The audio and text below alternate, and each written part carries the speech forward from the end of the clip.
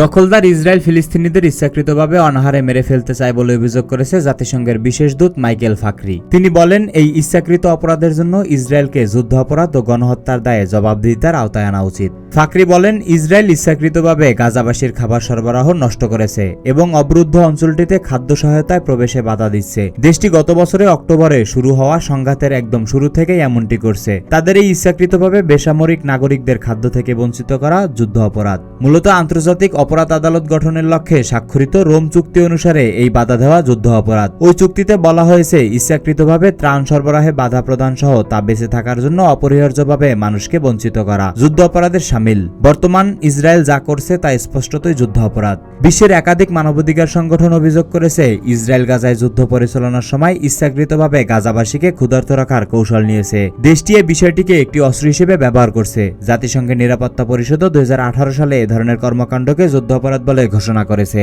জাতিসংঘের কর্মকর্তারা বলেছে, গাজায় ত্রাণ প্রবেশে বাধা, গাজাবাসীর মাছ ধরার ছোট নৌকা আটক, তাদের বাগানগুলোকে ধ্বংস করার ঘটনা স্থানীয়দের খাবার থেকে বঞ্চিত করার উদ্দেশ্য ছাড়া আর কিছুই নয়। তার কথায়, ফিলিস্তিনি জনগণকে সম্পূর্ণ বা আংশিকভাবে কেবল ফিলিস্তিনি হওয়ার জন্য ধ্বংস করার অভিভাব প্রায় ঘোষণা করেছে ইসরায়েল।